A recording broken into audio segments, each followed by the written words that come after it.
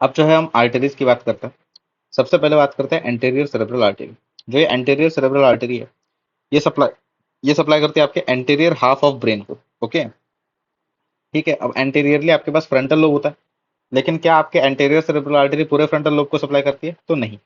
पूरे frontal lobe को तो आपकी एंटीरियर सेरेब्रल आर्टरी जो है वो सप्लाई नहीं करती, सिर्फ इन तीन एरियाज को सप्लाई करते हैं। जिसमें से पहला एरिया है आपका पैरासेंट्रल लोब्यूल। पैरासेंट्रल लोब्यूल आपको पता है, मैंने इसके दो फंक्शंस बताए थे। एक तो ये लोअर लिम्ब का मोटर कॉर्टेक्स है, और दूसरा लोअर लिम्ब को रिप्रेजेंट करने वाला मोटर कॉर्टेक्स है, और दूसरा ये यूरिनरी इनकॉन्टिनेंस नहीं होने देता था, क्योंकि सोशल इनिबिशन करता था, आपके ब्लैडर को कंट्रोल करता था, आपकी पी को होल्ड करने में मदद करता था, आपका पैरासेंट्रल लोब्यूल मिक्चुरेशन को कंट्रोल करता था। तो अगर इसमें डेफिसिट हो जाएगा, मतलब अगर इसमें लीजन हो जाएगा, तो क्या होगा? कॉन्ट्रालैटरल साइड के लोअर लिम्ब की वीकनेस हो जाएगी, साथ में यूरिनरी इनकॉन्टिनेंस हो जाएगा। अब चूंकि यहाँ पर लोअर लिम्ब की वीकनेस हो रही है, मतलब आपका जो लोअर लिम्ब है लूज हो जा रहा है, तो आपका जो गेट रहेगा वो नॉर्मल तो नहीं रहेगा, इसलिए गेट अप्रैक्सिया आपको देखने को मिलेगा पैरासेंट्रल लोब्यूल के लीजन में। ठीक है। साथ में आपका जो सप्लीमेंट्री मोटर एरिया है, ये भी सप्लाई इसको कौन करता है? एंटीरियर सेरेब्रल आर्टरी सप्लाई करता है। अगर इसमें लीजन हो गया आपके सप्लीमेंट्री मोटर एरिया में, तो आपको फ्रंटल रिलीफ साइंस देखने को मिलेगा। जो प्रिमिटिव रिफ्लेक्सेस है उनका रिसर्जेंस देखने को मिलेगा, resulting in the frontal relief science. फिर आपका जो प्री फ्रंटल एरिया, जो कि रिस्पॉन्सिबल था आपके इसको हम इसी के कारण तो सिविक लोब बोलते थे आपके फ्रंटल लोब को। तो अगर प्री फ्रंटल एरिया में लीजन होगा तो एंटी सोशल बिहेवियर आपको देखने को मिलेगा। ठीक है। फिर हम बात करते हैं एनाटॉमी के बारे में जरा। ये आपकी इंटरनल कैरोटिड आर्टरी है। इंटरनल कैरोटिड आर्टरी जो है दो ब्रांचेस देती है, एक होती है मिडल सेरेब्रल आर्टरी, और दूसरी होती है आपकी एंटीरियर सेरेब्रल आर्टरी। कहां पर देती है branches? At the base of the brain, या फिर आपकी सब एरेक्नोइड स्पेस के अंदर। तो जो आपकी एंटीरियर सेरेब्रल आर्टरी है, दोनों साइड की, ये दोनों साइड की एंटीरियर सेरेब्रल आर्टरी जुड़ी होती है वाया दी anterior communicating artery. Anterior communicating artery आपके दोनों साइड के एंटीरियर सेरेब्रल आर्टरी को जोड़ देता है। ठीक है जी, कोई दिक्कत नहीं। ये एंटीरियर कम्युनिकेटिंग आर्टरी आपके पूरे एंटीरियर सेरेब्रल आर्टरी को दो भागों में बांट देता है, एक प्री कम्युनल पार्ट और दूसरा post communal part. Pre communal part को हम ए वन भी कहते हैं और पोस्ट कम्युनल पार्ट को हम ए टू भी कहते हैं। तो आपके एंटीरियर सेरेब्रल आर्टरी के दो पार्ट्स, एक प्री कम्युनल ए वन पार्ट और दूसरा ए टू पोस्ट कम्युनल पार्ट। अगर आपका जो लीजन है, अगर आपका जो थ्रोम्बस है, एम्बोलस है, ये प्री कम्युनल पार्ट के अंदर लॉन्च करता है, तो कोई डेफिसिट आपको नहीं देखने को मिलेगा। क्यों नहीं देखने को मिलेगा आपको कोई डेफिसिट? क्योंकि अगर मान लीजिए यहाँ पर आपका थ्रोम्बस है, अटक गया, तो फिर मान लीजिए, तो फिर यहाँ पर ब्लड जाएगा नहीं, आप यही सोच लोगे ना। लेकिन इस कम्युनिकेटिंग आर्टरी के थ्रू जो है ब्लड चला जाएगा। इसीलिए अगर ए वन पार्ट में, that is pre communal part में, कोई लीजन होता है, लीजन मीन्स एम्बोलस थ्रोम्बस होता है, हिमरेज होता है, तो कोई डेफिसिट आपको नहीं देखने को मिलेगा। लेकिन अगर ए टू पार्ट के अंदर आपको देखने को मिलता है, मतलब इस ए टू वाले पार्ट के अंदर अगर आपको थ्रोम्बस एम्बुलेंस देखने को मिलेगा, तो फिर डेफिसिट जो है ऑब्वियसली देखने को मिलेगा। फिर एक और सिम्टम होता है, क्लिनिकल फीचर होता है, जिसे हम कहते हैं affect. Affect is basically the outward expression of the internal emotional state. Internal emotional state का जो आउटवर्ड एक्सप्रेशन होता है उसे हम कहते हैं affect.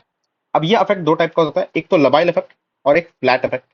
लबाइल effect is basically sudden shift in the emotional state. अगर सडन शिफ्ट हो रहा है आपके इमोशनल स्टेट के अंदर, तो वो लबाइल इफेक्ट होता है, जो कि सूडो बल्बर पाल्सी के अंदर देखने को मिलता है। फिर एक होता है आपका flat effect. Flat effect is basically the blunted emotional state. क्या है फ्लैट इफेक्ट? आपका ब्लंटेड इमोशनल स्टेट, जो कि क्लासिकली किसके अंदर देखने को मिलता है? शिजोफ्रेनिया के अंदर देखने को मिलता है। Flat effect is the blunted emotional state which is seen in the schizophrenia. किसके अंदर देखने को मिलता है? शिजोफ्रेनिया के अंदर देखने को मिलता है। फिर हम बात करते हैं आपके मिडल सेरेब्रल आर्टरी के बारे में। देखो, मिडल सेरेब्रल आर्टरी का क्या है ना, मिडल सेरेब्रल आर्टरी को समझने के लिए यहाँ पर आपके पास इंटरनल कैरोटिड आर्टरी है, और जब मैंने बताया कि at the base of the brain या फिर सब एरेक्नोइड स्पेस के लेवल पर जो आपका ये इंटरनल कैरोटिड आर्टरी है, डिवाइड कर जाता है इनटू ये anterior cerebral artery and middle cerebral artery. ये आपकी एंटीरियर सेरेब्रल आर्टरी है और ये आपका मिडल सेरेब्रल आर्टरी। जो मिडिल सेरेब्रल आर्टरी होती है, इसके दो पार्ट्स होता है, एक ये वाला पार्ट, और दूसरा यहाँ पर डिवाइड होता है, ये दूसरा वाला पार्ट होता है M2। ये पहला वाला पार्ट होता है M1। जो M1 पार्ट होता है, ये बेसिकली लेंटिकुलोस्ट्राइड ब्रांचेस देता है, छोटी छोटी ब्रांचेस होती है ये, to the internal capsule. Okay, ये आपका M1 पार्ट है, किसका? मिडल सेरेब्रल आर्टरी का। ये M1 पार्ट छोटी छोटी ब्रांचेस देता है towards the internal capsule of the brain. ठीक है। और फिर M1 पार्ट जब खत्म होता है, कब खत्म होता है? जब आपकी मिडल सेरेब्रल आर्टरी जो है ये एंटर करती है सिल्वियन फिशर के अंदर। ये सिल्वियन फिशर के अंदर जब एंटर करती है आपकी मिडल सेरेब्रल आर्टरी, तो आपका M1 पार्ट एंड कर जाता है, और ये सिल्वियन फिशर के बेसिस पर आपकी जो M2 वाला पार्ट है, ये दो भागों में बट जाता है। M2 पार्ट दो भागों में कौन से बट जाता है? एक पार्ट ऊपर जाता है सिल्वियन फिशर के, और एक पार्ट जाता है आर्टरी का नीचे जाता है। जो एक ब्रांच ऊपर जाती है वो होती है आपके M2 पार्ट की सुपेरियर डिवीजन, और जो नीचे जाती है वो होती है आपके M2 पार्ट की इंफीरियर डिवीजन।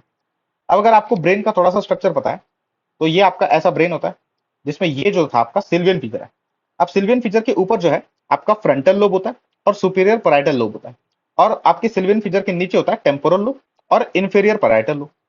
तो जो M2 ब्रांच आया है आपका इस सिल्वियन फीचर के अंदर, इसका M2 ब्रांच का जो है एक सुपेरियर डिवीजन ऊपर जाएगा और इंफीरियर डिवीजन नीचे जाएगा।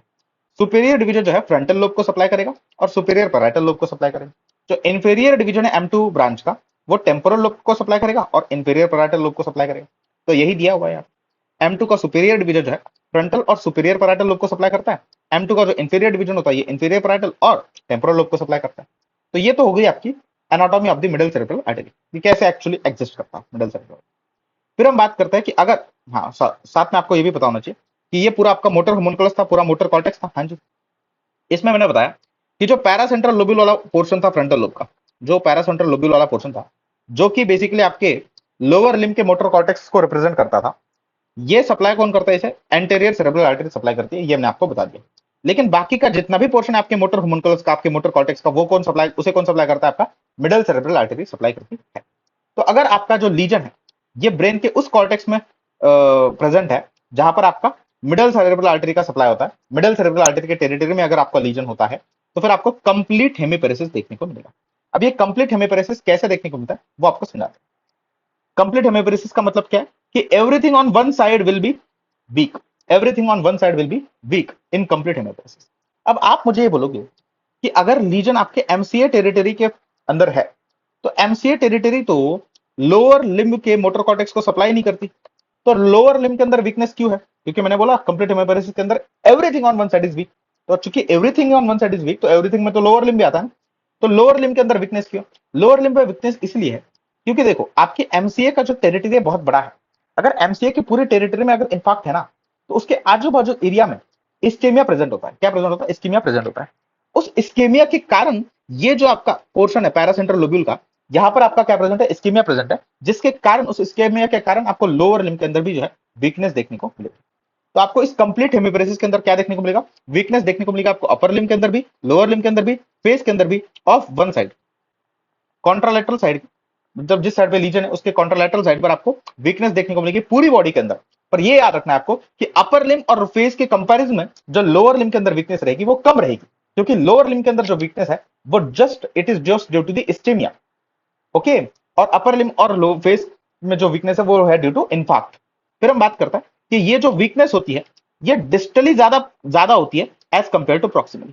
प्रॉक्सिमली ये वीकनेस कम होगी और डिस्टली ये वीकनेस जो है ज्यादा होगी। और साथ में इस वीकनेस के साथ साथ स्पास्टिसिटी प्रेजेंट होती है। क्या प्रेजेंट होती है? स्पास्टिसिटी जो है वो प्रेजेंट होती है, ठीक है। इस गेट को हम क्या कहते हैं? इस गेट को हम सरकमडक्शन गेट कहते हैं। इस गेट को हम क्या कहते हैं? सरकमडक्शन गेट कहते हैं।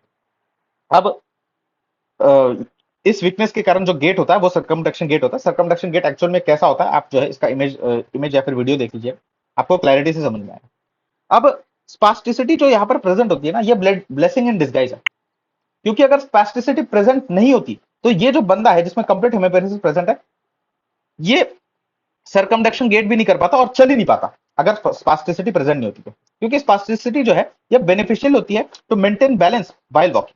तो आपको यह याद रखना है कि अगर एमसीए की टेरिटरी में लीजन होता है कॉर्टेक्स के अंदर, तो कंप्लीट हेमिपेरेसिस देखने को मिलेगा। Everything on one side will be weak, लेकिन ये वीकनेस अपर लिम्ब और फेस में ज्यादा होगी as compare to lower limb. ये वीकनेस ज्यादा होगी distally as compare to proximal, और स्पास्टिसिटी प्रेजेंट होती है। और जो गेट होता है वो सरकमडक्शन गेट होता है। फिर जो सारे एरिया है आपका मोटर कॉर्टेक्स के सारे जो फाइबर्स है ये जमा होंगे कॉर्टिकोस्पाइनल ट्रैक्ट के थ्रू, ये आपके इंटरनल कैप्सूल से नीचे पास करेंगे स्पाइनल कॉर्ड की तरफ। ऑब्वियसली यही बात है, हाँ जी। अब इंटरनल कैप्सूल के तीन पार्ट होता है, एक होता है पोस्टेरियर लिम्ब, एक होता है जेनु, और एक होता है एंटेरियर लिम्ब। पोस्टेरियर लिम्ब, जेनु और एंटेरियर। जो आपका जेनु होता है इसमें से फेस वाले फाइबर्स पास करते हैं, फेस वाले फाइबर्स पास करते हैं जेनु से। बाकी पूरे बॉडी के फाइबर्स आपके पोस्टेरियर लिम्ब से पास करते हैं। और जो पोस्टेरियर लिम्ब होता है आपके इंटरनल कैप्सूल का, that is supplied by the M1 branch of middle cerebral artery. मैंने बताया था आपको कि जो M1 ब्रांच है मिडिल सेरेब्रल आर्टरी की, वो लेंटिकुलोस्ट्राइड ब्रांचेस देती है to the internal capsule.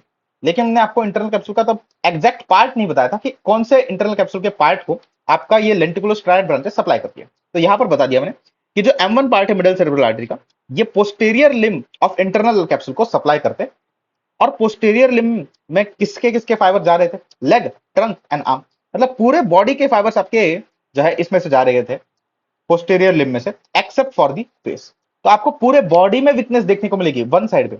Okay, एक साइड पे आपको everything on one side will be weak except for the face. Face जो होगा आपका स्पेयर हो जाएगा इस लीजन के अंदर। अगर लीजन आपका पोस्टेरियर लिम्ब में होता है इंटरनल कैप्सूल के, then entire body of one side will be weak except for the face, क्योंकि फेस जो है उसके फाइबर्स आपके जेनु से पास कर रहे थे और जेनु जो है आपका मिडल सेरेब्रल आर्टरी की सप्लाई नहीं करता। इस हेमिपेरेसिस को हम डेंस हेमिपेरेसिस कहते हैं या फिर प्योर मोटर हेमिपेरेसिस कहते हैं। इसमें जो वीकनेस होता है अपर लिम और लोअर लिम के अंदर इक्वल होता है और फेस पेयर्ड होता है। यहाँ पर जो लीजन है वो काफी छोटा है, लेकिन जो डेफिसिट प्रोड्यूस होता है वो बहुत लार्ज होता है। फिर एक एमआरसी ग्रेडिंग होती है मसल पावर की, जिसमें अगर ग्रेड 0 है तो कोई मूवमेंट नहीं होगा, अगर ग्रेड 1 है तो स्लाइट मूवमेंट, फ्लिकरिंग मूवमेंट बोल सकते हैं, ग्रेड 2 है तो विद ग्रेविटी अब्सेंट मूवमेंट है, ग्रेड 3 है मतलब अगेंस्ट ग्रेविटी मूवमेंट है, ग्रेड 4 है मतलब अगेंस्ट रेजिस्टेंट मूवमेंट है, और ग्रेड 5 मतलब नॉर्मल। अगर आपको यह क्वेश्चन पूछा गया what is the grade of muscle power in a patient with hemiparesis who can walk bye lifting leg of the ground but cannot drag a stool और chair, मतलब अगेंस्ट रेजिस्टेंस तो काम नहीं कर पा रहा लेकिन लेग को ग्राउंड के ऊपर उठा पा रहा है, मतलब ग्रेविटी के अगेंस्ट काम कर पा रहा है, तो ग्रेड 3 होगा ये। अब अगले लेक्चर